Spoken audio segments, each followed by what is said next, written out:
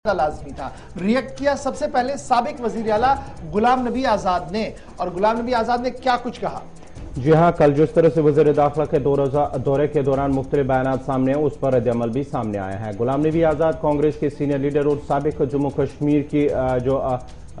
Chief minister रहे हैं, उनकी जानिब से बयान आया है कि मौजूदा दौर में सबसे ज्यादा नुकसान जम्मू कश्मीर की आवाम को हुआ है। उनका मानना है कि इंतखाबात के बाद रियासत का दर्जा बहाल करना गलत है, क्योंकि ये बयान उस वक्त सामने आया जब अमित शाह ने कल अपने खिताब में कहा था कि बयान में कहा था कि जम्मू कश्मीर में पहले हदबंदी मुकम्मल होगी, उसके बाद इंतखाबात होंगे और उसके बाद ही रियासत का दर्जा बहाल होगा। उसके बाद ही मुख्तलिफ बयानात सामने आए हैं, जहां वादी के अंदर भी मुख्तलिफ सियासी लीडरान ने इस पर रद्द-ए-अमल जाहिर किया। वहीं पर कांग्रेस के सीनियर लीडर गुलाम नबी आजाद ने यह कहा कि गुलाम नबी आजाद की जानिब से कहा गया कि रियासत का दर्जा बहाल करने के हवाले से पहले जब आल पार्टी मीटिंग हुई थी नई दिल्ली के अंदर, उसमें कहा गया था कि रियासत का दर्जा बहाल किया जाएगा, उसके बाद ही इंतखाबात होंगे। लेकिन उनका मानना है, उनकी तरफ से कहा गया है कि अब ये जिस तरह से कहा गया है कि पहले इंतखाबात होंगे उसके बाद ही रियासत का दर्जा बहाल, ये सरासर जम्मू कश्मीर की आवाम के साथ नाइंसाफी है। उन्होंने कहा कि वज़ीर आज़म को इस हवाले से जो उनके साथ मीटिंग हुई थी, जो यकीन दहानी की गई थी, जब उनसे मुतालबा किया गया, जब आल पार्टी मीटिंग नई दिल्ली के अंदर हुई, उनके सामने ये मांग भी रखी गई, मुतालबा भी किया गया कि रियासत का दर्जा बहाल किया जाएगा। लेकिन जिस तरह से अब कहा गया है कि अब पहले हदबंदी मुकम्मल होगी, उसके बाद असेंबली इंतखाबात होंगे, उसके बाद ही रियासत का दर्जा बहाल किया जाएगा। गुलाम नबी आजाद का बयान सामने आया है और गुलाम नबी आजाद के मुताबिक वजीर दाखिला सबसे ज्यादा नुकसान जो है इस वक्त हो रहा है वो जम्मू कश्मीर के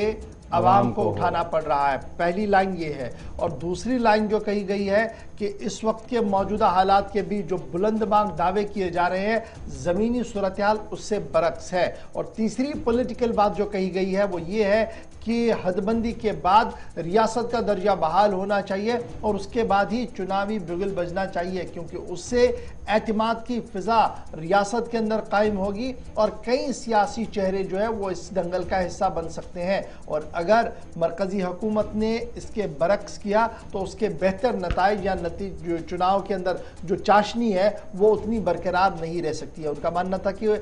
जब ऑल पार्टीज मीटिंग हुई थी तो उसमें भी गुलाम नबी आजाद समेत कई सीनियर लीडर्स की तरफ से वज़ीर आज़म को ये बात बताई गई थी और ये मुतालबा किया गया था कि जम्मू कश्मीर के अंदर हदबंदी का मामला पूरी से बेशतर मुकम्मल किया जाए, उसके बाद रियासत का दर्जा बहाल किया जाए और उसके बाद ही चुनावी अमल को जो है वो आगे बढ़ाया जाए। ताहम वज़ीर दाखिला ने, आपको याद होगा, कल भी इस बात को दोहराया और परसों भी इस बात को दोहराया कि 3 पैटर्न्स है जी जिस तरीके से जम्मू कश्मीर को आगे चलाना है। पहले डी वाला मामला होगा, इन्हें डिलिमिटेशन की मुकम्मल किया जाएगा, उसके बाद ई वाला मामला होगा, यानी इलेक्शन प्रोसेस को आगे लिया जाएगा, और उसके बाद एस वाला मामला होगा, यानी स्टेट को रेस्टोर करने वाला मामला होगा। ये उनकी तरफ से वजाहत पार्लियामेंट के अंदर भी की गई थी। पार्लियामेंट के बाहर भी सोशल मीडिया पर ये पूछ रहे हैं कि जिस तरह से अगर हम सियासी जमातों की बात करेंगे तो असेंबली इंतखाबात में उनका मानना है कि एक सियासी लीडरान के पास से मुद्दा होता स्टेट हुड का, क्योंकि अगर पहले स्टेट हुड मिलता उसके बाद इंतखाबात हो गए, कहीं ना कहीं सियासी लीडरान के पास से मुद्दा होता कि हमने जो है जम्मू कश्मीर को रियासत का दर्जा बहाल करवाया है। यही तो मेरे ख्याल से बड़ी वजह है कि पॉलिटिकली जब आप इसको देखेंगे चश्मे से तो बात सीधी सीधी है कि जनाब अगर आपने एक के सर ये मामला दे दिया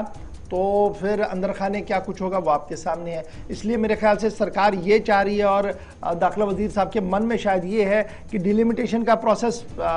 मुकम्मल होगा, उसके बाद चुनाव हो और जो हुकूमत वहाँ पर बने उस हुकूमत की तरफ से एक रेजोल्यूशन आए, करारदाद आए, वो करारदाद मरकज़ के सामने जाए और उसके बाद उस पर जो है वो हतमी फैसला लिया जाए। इसमें जब ये फैसला आना होगा तो कहीं ना कहीं बीजेपी को अंदर से ये पूरी उम्मीद तो है कि जम्मू प्रोविंस के अंदर बड़े पैमाने पर उनकी जीत दर्ज होनी है। कश्मीर से अगर ज़्यादा कुछ नहीं तो वोट शेयर वो बहुत ज़्यादा ले सकते हैं और उनके हम ख्याल जमातें जो हैं वो जीत कर आएंगी। तो एक यूनाइटेड गवर्नमेंट बनाकर, एक मुत्तहिदा सरकार बनाकर फिर उनके सुपुर्द ये किया जाएगा, जिससे बीजेपी का एक असर भी बरकरार रहे और एक अपर हैंड भी रहे। شاید اس طریقے کا منصوبہ سرکار کے شاہ صاحب کے ذہن میں ہو سکتا ہے، لیکن سیاست کے اندر کل کیا ہوگا یہ کہنا کافی مشکل ہوتا ہے۔ ابھی اگر کرونالوجی بتا رہے ہیں امت شاہ صاحب، ہو سکتا ہے کل کے حالات یہ ہو کہ وہ بتائیں کہ آل پارٹیز میٹنگ میں یا کچھ لوگ ملنے جائیں، پارٹیز ملنے جائیں، پرسیو کریں کیس کو، ہو سکتا ہے اس کے بعد شاہ صاحب کا موڈ بدل جائے اور وہ یہ کہے کہ چلیے پہلے آپ کا ڈیلیمیٹیشن کے بعد اسٹیٹ ریسٹور کر دیتی ہے کہ ریزولوشن پارلیمنٹ کے اندر کیونکہ سیشن آنے والا ہے لائیں، اور اس میں ہو سکتا ہے ویسی بھی یہ گنجائش ہے قانون کے اندر کہ کیسے ہو سکتا ہے۔ لیکن بڑا سوال یہ ہے کہ اگر چناؤ ہوتے ہیں اور یوٹی کے طرز پر چناؤ ہوتے ہیں تو عمر عبداللہ صاحب اور محبوبہ مفتی صاحبہ آپ کو اس چناوی دنگل کا حصہ نہیں دکھیں گے، کیونکہ انہوں نے پہلے اس بات کا اعلان کیا۔ میرے خیال سے وہی بات غلام نبی آزاد صاحب بتا رہے ہیں کہ بڑے چہرے جی نہیں ہوں گے اور اس سے وہ چاشنی برقرار نہیں رہے گی۔